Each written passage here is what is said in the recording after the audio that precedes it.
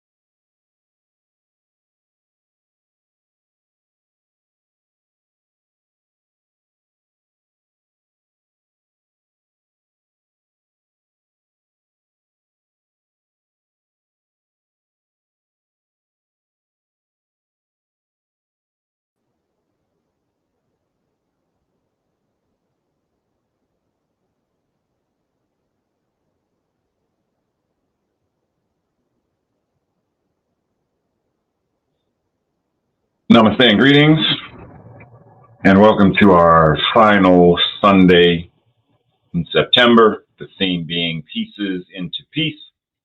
Today we are specifically talking about putting the pieces, note the spelling, together. Now this whole month we have explored all kinds of and various aspects of peace. We talked about inner peace and outer peace. Peace as it shows up in relationship with others. Peace as it shows up in our community. Peace as it shows up in the world.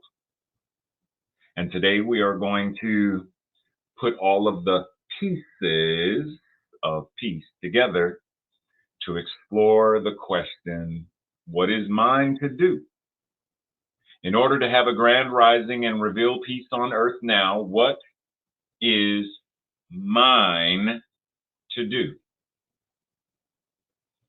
Dr. Holmes reminds us, we must practice the presence of peace consciously, definitely, and deliberately. If we can do it individually and in the family, and to a certain degree in our place of employment and businesses, which we can, well, why can't we do it for the whole world? We can. Breathe. Because my next question would be, are we? Are we doing it? We can. We can. Right? Like where I'm sitting right now, I could turn this off, get up, go get in the car and drive to New York. I could. That is something that I can do. Will I do it? I could, while in New York, go to Big Booty Bakery and get some of their delicious cookies and cupcakes. It is something I can do. While there, I could get pizza. It is something I can do. Am I going to do it? First, am I doing it now? No. Do I plan on doing it anytime in the foreseeable? No. We could apply the same thing to this idea of peace. Am I, right now, practicing the presence of peace consciously, definitely, and deliberately? When I'm engaging with family, am I doing it? When I'm engaging with colleagues and I go shopping at various businesses, am I doing it? When interacting with politicians, am I doing it? When teaching classes, am I doing it? Am I practicing the presence? Therein lies the question for us to ask with this, what is mine to do? Are you practicing the presence of peace the way that he says? If so, where and how? And if not, what's up? Now, it is important for us to bear in mind that there is an inner inside of your body and there is an outer outside of your body, and each serves a purpose. But if I were to ask, does what happens inside of your body with your organs, does what happens inside of your body have any kind of effect on your outer body? Yes. Various things can go on inside that can show up as extra rash, fever, hot to the touch, chills, cold and clammy to the touch, etc. Bloodshot eyes, etc. Various things can and do happen internally that show up externally. Now, does your overall health and wellness and the state of your body, does that have any effect or impact on how you live your life? Just in general, when I had surgery on my feet, did the condition of my feet and crutches, did it have any kind of effect or impact on how I was living my life? Yes. Normally, I would walk 5 miles a day. I'm on crutches. I'm not doing 5 miles a day. Now, our invitation is to ask, do we understand how inner peace and outer peace go hand in hand? Do we understand the connection between inner peace and outer peace, and how both inner peace and outer peace affect overall peacefulness?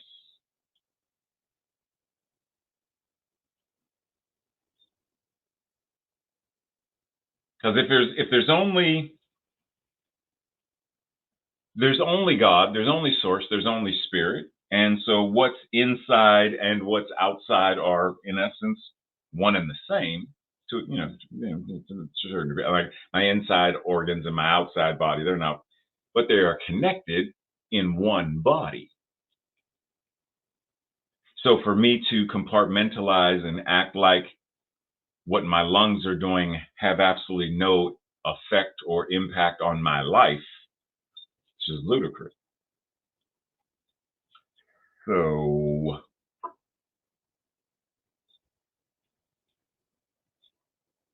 what is yours to do?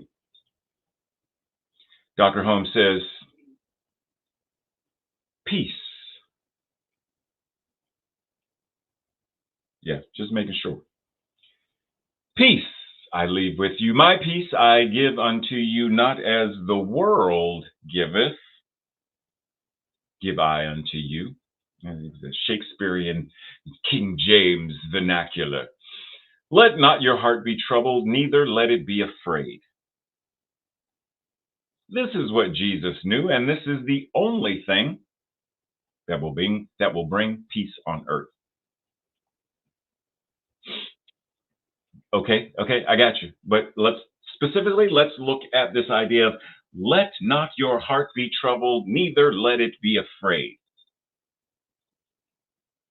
What does that mean? Let not your heart be troubled, neither let it be afraid, especially as it applies to us in Science of Mind and Spirit 4.0. Well, my take on it. Let's explore into the possibility that this is actually what it's saying. And yes, we're doing a remix. This idea of chronic. What does that mean? Chronic. Something that is long lasting and reoccurrent, characterized by long suffering, right? Taking this into account, do not allow your emotional or your psychological distress to become chronic.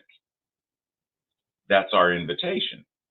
So when we go and look at the remix, peace I have taught you and demonstrated for you. I have given you the tools of peace. Effective tools have I given, sounds like Yoda. Effective tools have I given, and not the ineffective tools that the world gives. Let not your heart be chronically troubled. In other words, don't let your emotional self be chronically troubled. Don't let your psychological self be chronically troubled, nor allow yourself to be chronically afraid. Only by healing and evolving will we bring peace to the earth.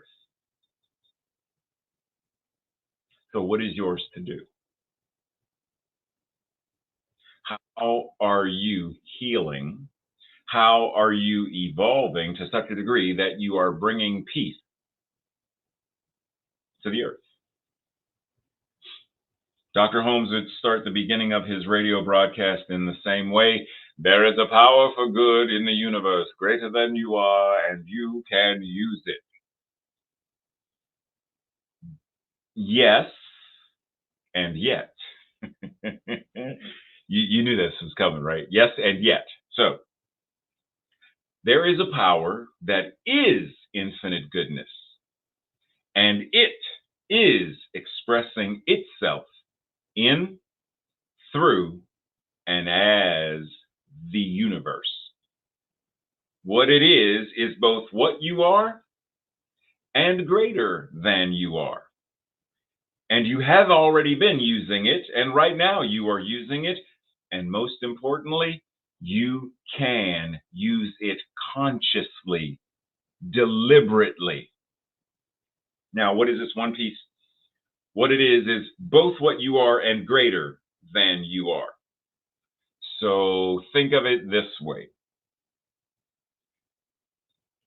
A container of water is simply a container of water. And it is what it is. It is water. Fully, it's water. And yet, this thing called water is greater than just what's in this individual container.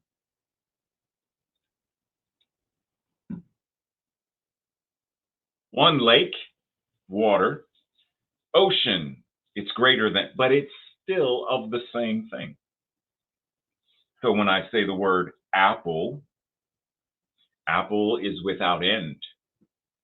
But the moment I show a single apple, how much of the apple is an apple? All of it. No matter how I cut it, even the slices, the slice is 100% fully apple.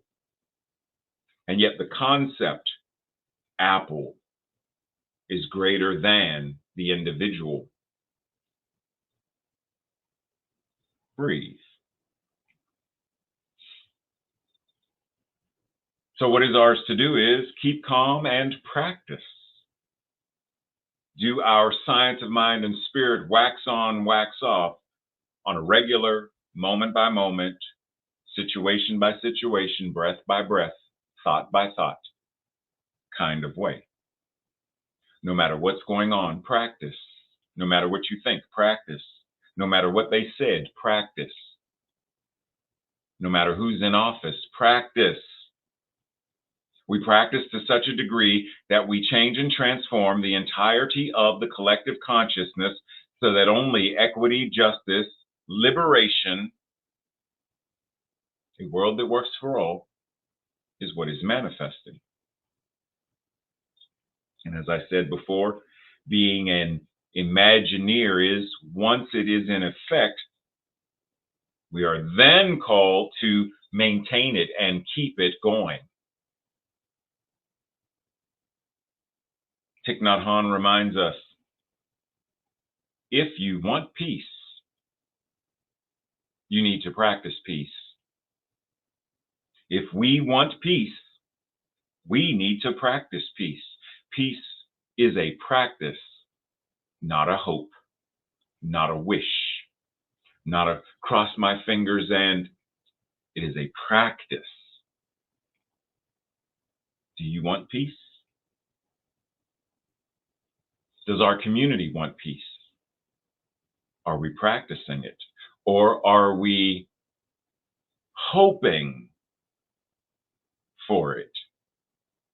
Now, when we say practicing peace, like what does that look like? What does practicing peace entail?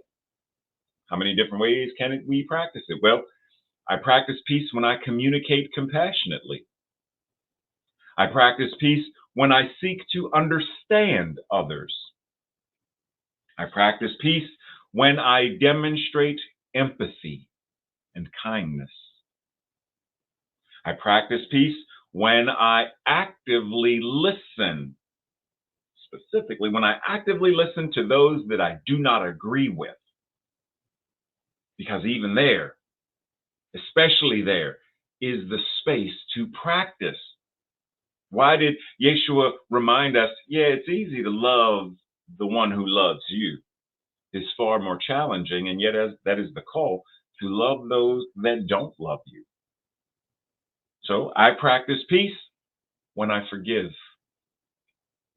I practice peace when I love unconditionally. Why? Martial arts. It is a practice. Kung Fu means dedicated, consistent, diligent effort, whatever it is. One who is mastering the violin are said to be practicing Kung Fu. Someone who's in medical school to be a physician, they are studying, they are utilizing Kung Fu. in order to become a doctor. See, we often think of Kung Fu simply as the blocks, the strikes, the kicks, Jackie Chan, Bruce Lee. Kung Fu is life. So, how do you practice? I practice peace when I live my life as an embodiment of peace. So, what is yours to do? To embody peace. And by embodying it, you forgive, you listen. There's compassion, there's empathy, there's love, because you're the embodiment of it. There is no separation. Jesus says, "Blessed are the peacemakers, for they shall be called children of God." So when you say children of God, for me, Science of Mind and Spirit 4.0 doesn't really work. So what are we saying? Oh, children of God. In other words, people who embody their divinity and change the world. Blessed are the peacemakers, for they shall be the people who embody their divinity and change the world.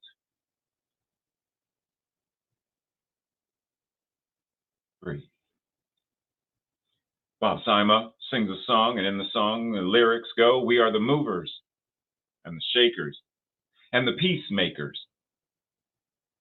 We are the lovers and the leaders. We are the ones we've been waiting for." Are we ready to stop waiting? Are we ready to step into the role instead of waiting and hoping? Are we ready to assume the responsibility instead of it's somebody else's to do? Remember, we talked about that before. I want them to do it. So when are you going to bring peace on the world? Just like this last graphic in the lower corner says, "Oh, I'm sure glad the hole isn't at our end of the boat." There's only one boat. There's only one earth. So if there's a hole in it and it's sinking, and you're expecting somebody else to save, so are we ready to assume the responsibility? There's a funny little story, parable, example referencing this idea that I remember hearing years ago in my fundamentalist Christian days. And it says, this is a story about four people named everybody, somebody, anybody, and nobody. Now, there was an important job to do: peace on earth, a world that works for all. And everybody was asked to do it. Everybody was sure somebody would do it. Anybody could have done it, but nobody did it. Somebody got angry because it was everybody's job. Everybody thought anybody would do it, but nobody realized that everybody wouldn't do it. It ended up that everybody blamed somebody when nobody did what anybody could have done. Say what now?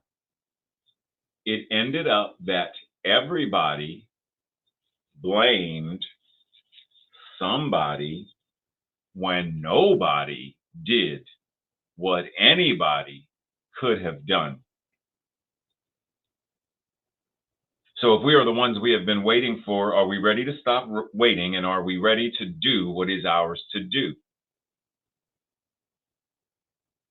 If it is to be, it is up to me as a first step, yes. But that me has to become we. If it is to be, it is up to we. It is up to each of us to do what is ours to do individually and collectively. There is no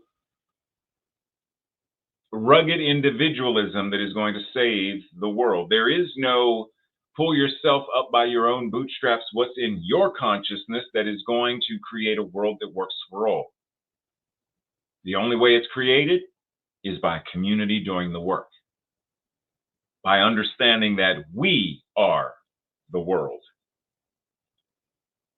It's us.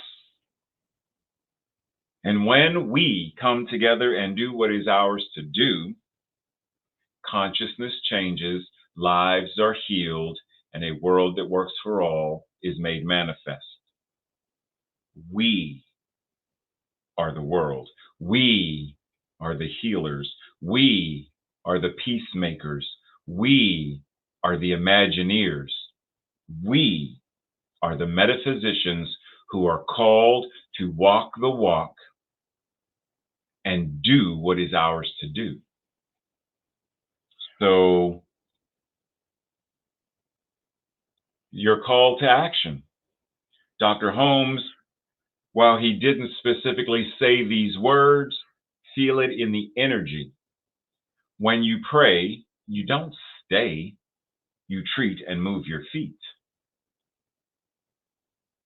Let that sink in. When you pray, you don't just sit there and twiddle your thumb.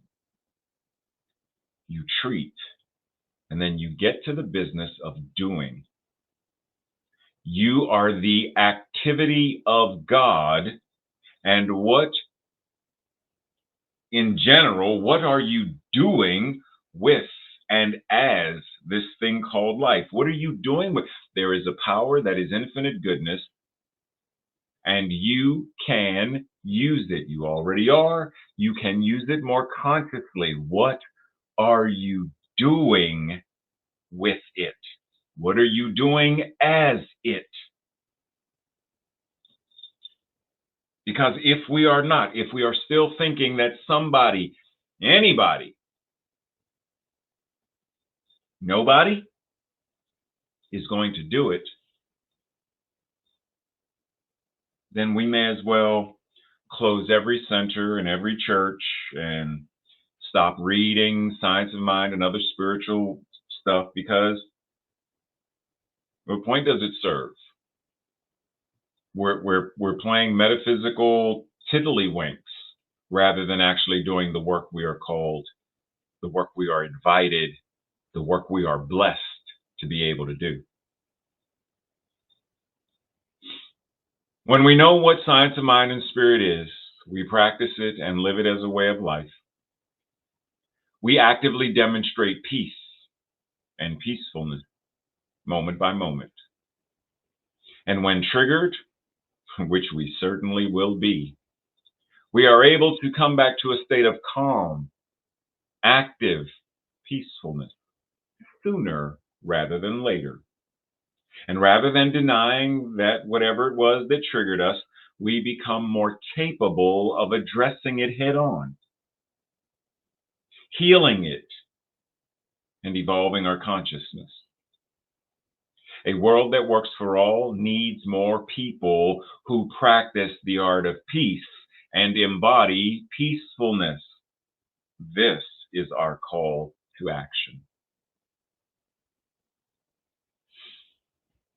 And this week's affirmation, our declaration, I will say it first, and if it resonates with you,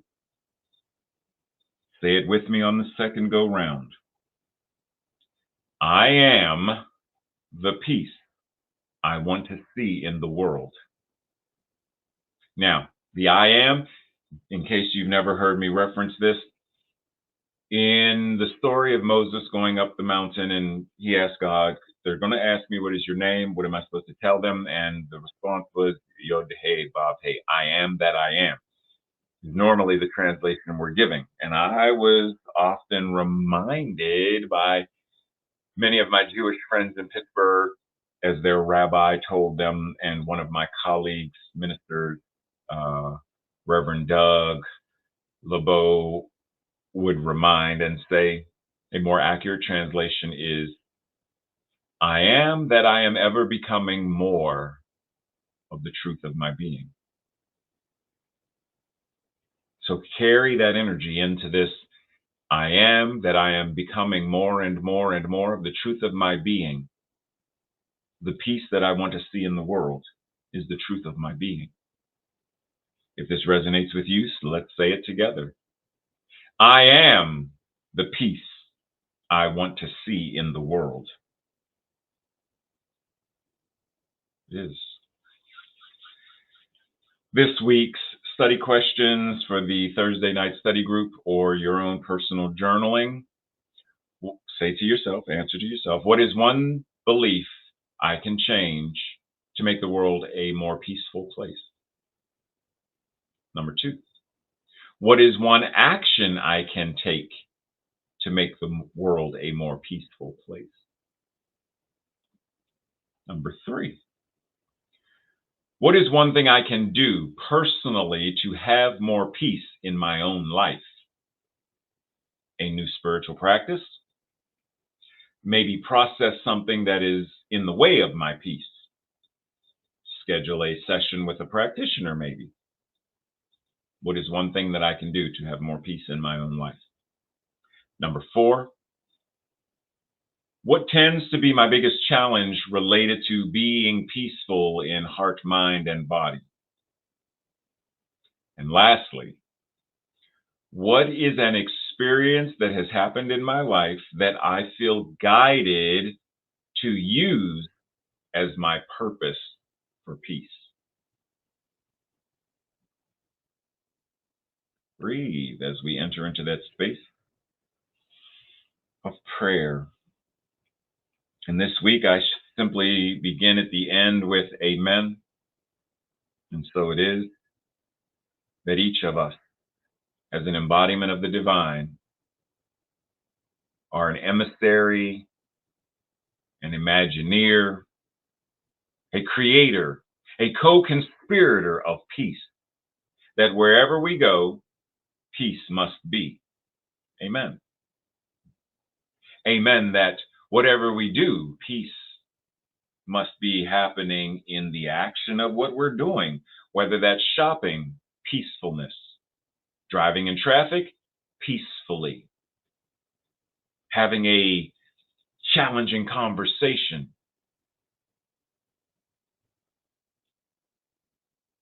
with and as peace.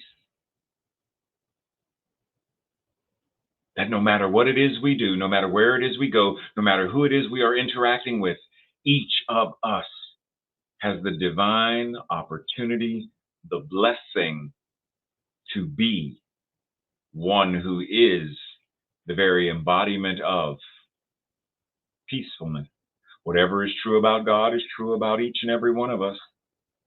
God as the absolute energy of peace, peacefulness. And that truth is expressing itself in, through, and as each and every one of us right now, right here. Amen. Amen. That a world that works for all is within our own power to manifest right now. In the choices we make right now. In the people we hold accountable in political office right now. In the teachers we hire right now. In the school board we appoint right now. In the way that we reach out and connect with mayors and governors and senators right now. The way that we greet the cashier at the store right now. The way that we circulate money right now. The way that we do anything is how we do everything from the foundation of peace and peacefulness, from the foundation of our divine magnificence. That is what is so. That is the truth of our being. That is the principle upon which we stand and live, move, and have our being. Amen. Amen. That it is good to recognize this and to utilize it deliberately to bring about collective, evolutionary, and prophetic leaps of consciousness to create a world that truly works for all in every way, shape, and form. And rather than asking the question of, well, how is the world supposed to work for the races? What we are saying is a world that works for all is a world where racism has been eradicated, the consciousness has been evolved, and there is no longer the racist to be in the world that works for. There is no more neo-Nazi, dictator, fascism. There is no need. We have evolved beyond that right here and right now. This is the opportunity. This is the prayer, the affirmation, the declaration, and the embodiment right here and right now. So we breathe, knowing that this amen is how we show up. This amen is how we show out. This amen is how we have our and experience our grand rising of consciousness as the embodiment of peace, as the embodiment of our divine magnificence, our divine spiritual magnificence right here and right now. The law says yes. And so with joy and gratitude, recognizing that it is exactly that, answered prayer, and that it is already done, it is already so, then let's watch it, let's participate in it, let's create it right here and right now. And so it is. So it is. Namaste, blessings, much love and appreciation. And as always, for this month, check the chat and see if we are meeting for our after fellowship conversation or after message fellowship conversation. If so, I will see you there. If not, I will see you either during the week or I will see you in October. Blessings.